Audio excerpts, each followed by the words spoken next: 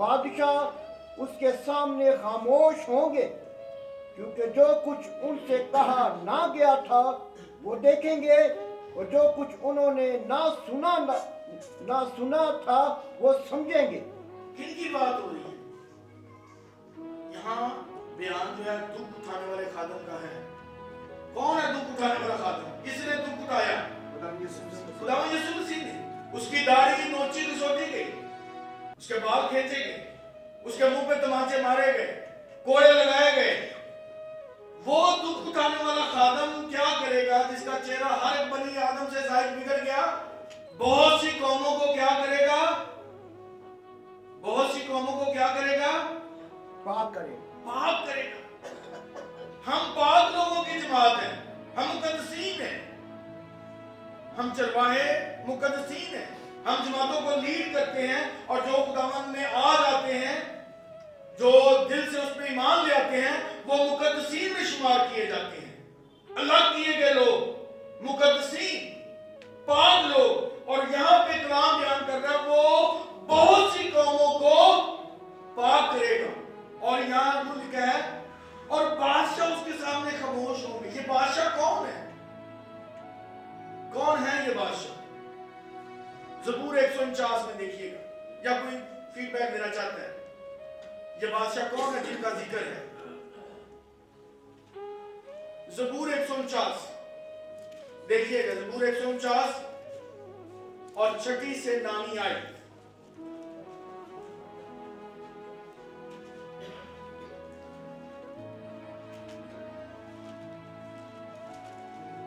ان کے منہ میں خدا کی تمجید اور ہاتھ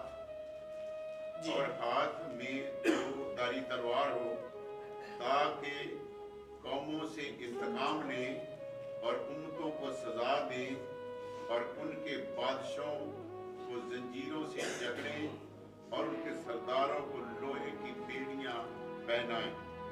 دیکھیں یہاں پہ بادشاہوں کا ذکر ہے۔ کون ہے وہ بادشاہ جو خاموش ہو گئے؟ لوگ بلی کے قبضہ میں ہیں، اس جہاں کے خدا نے ان کی عقلوں کو اندھا کیا ہوا ہے، اور ہم چرواہے اس کے لیے معمور کیے گئے کہ اپنی کلیسیاؤں کو بیدار کریں، کہ وہ دعا میں لگ جائیں، تاکہ بادشاہ جو ہیں وہ سراسیمہ ہو جائیں، خوف زدہ ہو جائیں، اور اپنا اثر اور اپنا کنٹرول ان قوموں پر سے اٹھا لیں، تاکہ یہ قومیں کیا ہو جائیں؟ پاک، تاکہ یہ قومیں آزاد ہو جائیں۔ ہم بادشاہوں کو باندھ دیں، ان کو زنجیریاں ڈالیں، ان کو سنگلوں میں باندھ دیں۔ یہ اختیار ہمیں دیا گیا ہے، نہیں، یہ اختیار ہمیں دیا گیا ہے، ہمیں باندھنے اور کھولنے کا اختیار دیا گیا ہے چرواہے ہوتے ہوئے۔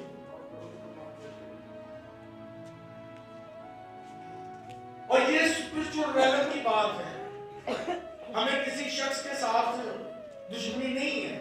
اسپرچول ریلم میں جو بادشاہ ہیں جن کا ذکر افسیوں کے خط میں لکھا گیا ہے، تخت ہوں یا ریاستیں، یہ ان کی بات ہے، یہ آسمانی فوجوں کی بات ہے جو ہوا میں ہیں، جنہوں نے لوگوں کے ذہنوں کو بند کیا ہوا ہے تاکہ سچائی کی روشنی ان پر نہ پڑے۔ ہمیں ان بادشاہوں کو دعا کے زور میں سراسیمہ کرنا ہے، ان کو باندھنا ہے، سزائیں دینی ہیں روحانی عالم میں، تاکہ قومیں آزاد ہوں، تاکہ جب ہم ان سے کلام کریں وہ چھڑائے جائیں، بہت سی قوموں کو پاک کریں۔ دیکھیں روحانی جنگ ہے یہ، جس کے لیے یسوع مسیح تیار کر رہے ہیں بیری، اور بھی بہت سی بیڑے ہیں، اور ان کو بھیڑ خانہ میں لانا ضروری ہے۔ یوحنا کی انجیل 11 باب کی 52 آیت، یوحنا کی انجیل 11 باب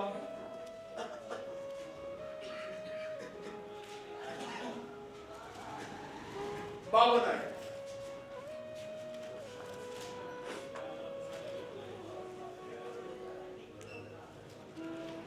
جی کیا لکھا ہے؟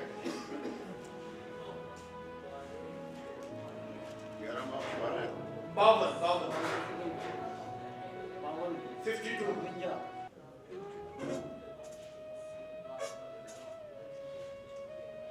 یوں لکھا ہے، میں پڑھتا ہوں 49 آیت سے میں پڑھنے لگا ہوں۔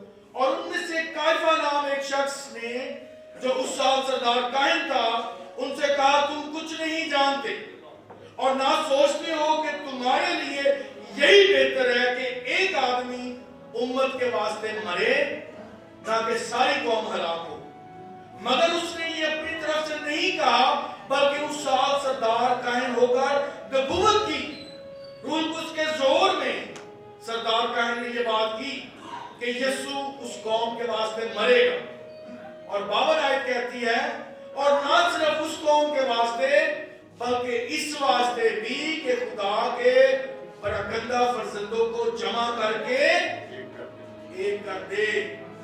एक ही गल्ला और एक ही चरवाहा। यीशु मसीह के मरने से पहले सरदार काहिन ने जो पेशन गोई की वो यही थी कि ये सिर्फ यहूदी कौम के लिए मौत नहीं होगी कि यहूदी कौम को बचाने के लिए यीशु मसीह मार रहे हैं, नहीं, बल्कि तमाम फर्जंदों के लिए जो जहां भर में कौमों में परगंदा है। हमारे मुल्क में, इस मुल्क पाकिस्तान में कितनी कौमें हैं? बतेरी तो है, लेकिन नंबर क्या है? स्टैटिस्टिक्स के मुताबिक एक कम 70 कौमें हैं यहाँ। इसमें भील है, कोली है, कच्ची कोली है, बदियारा कोली है, उज़्बुक है, बरोशास है। हम कौन सी कौम है? असी कौन हम? मसीह है, लेकिन बहैसियत कौन? पंजाबी। बहैसियत कौम हम पंजाबी कौम हैं। अब पंजाबी कौम में सिख भी हैं, पंजाबी कौम में मुसलमान भी हैं, पंजाबी कौम में क्रिश्चियन भी हैं। ये मजहब के लिहाज से हम पंजाब के रहने वाले पंजाबी लोग, और बहुत सारे चर्चेस, ज्यादा चर्चेस पंजाबी हैं। लेकिन पाकिस्तान में एक कम 70 कौमें बसती हैं, और वो यीशु के बेड़खाने में आनी चाहिए। पता चले कि ब्रोशास भी आ रहे हैं, पता चले कि अज़बुक भी आ रहे हैं, पता चले कि भीलों का भी चर्च है, पता चले कि कोलियों का भी चर्च है, पता चले कि बदियारा कोलियों का भी चर्च है। फिर हम अच्छे चरवाहे, और हमें अच्छे चरवाहों के लिए दुआ करना है कि खुदावंद हमें ये बोझ दे। खुदावंद ने हमें बहुत सारी नेमतों से नवाजा है, लेकिन कौमों के तौलक से, बिलखुसूस गैर कौम के तौलक से हम कोताह नजरी से काम दे रहे। हम इस टॉपिक को छेड़ना ही नहीं चाह रहे, लेकिन अच्छे चरवाहे की साथ में ये जरूरी बात है। मुझे और भी बहुत सी भेड़ों को अपने गला खाना में लाना है। आइए अपने सरों को खुदावंद की हज़ूरी में झुकाएं और दुआ करें, खुदावंद तू मुझे जोर दे कि अच्छे चरवाहे की बाबत जो तूने बात की है ये मेरी जिंदगी में गहरी हो, और मैं कौमों के लिए अपनी कलीसिया को तैयार करूं। मैं कोयबों के लिए, गैर कौम के लिए मैं अपने जवानों को, अपनी बहनों को तैयार करूं कि वो बचाए जाए, वो छुड़ाए जाए, वो दुआ में उनके लिए लगे। खुदावंद तू मुझे बोझ दे गैर कौम के लिए, तू मुझे जोर दे।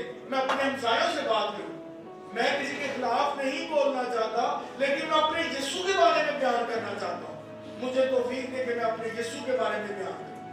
सामरी औरत ने सादगी से यही कहा, आओ देखो एक आदमी को जिसने मेरे सब काम मुझे बता दिए। हमें भी सादगी से यही करना है कि यीशु मसीह के बारे में बताएं। बाकी काम रूह कुछ का है, वो कब उनको छूता है, कब उनसे कलाम करता है, कब उन्हें हिला देता है, झंझोड़ देता है। लेकिन अच्छे चरवाहे होते हुए हम अपना रोल अदा करें, हम अपने अमल से कोताही ना बरतें।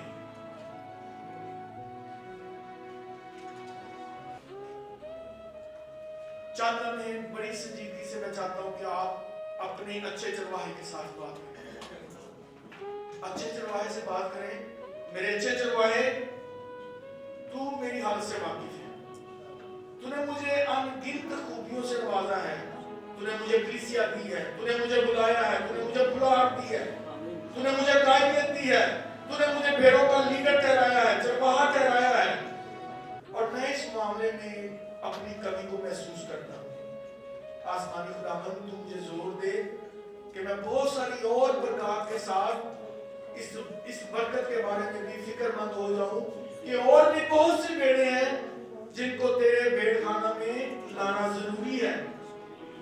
और मैं जानता हूं कि तू میرے وسیلہ سے، میری کلیسیا کے وسیلہ سے، تو پینٹیکوسٹل چرچ کے وسیلہ سے، تو بردرن جماعت کے وسیلہ سے، تو گھر کی کلیسیا کے وسیلہ سے ان سے کلام کرنا چاہتا ہے، تو میری مدد کر، مجھے چھو میرے خدا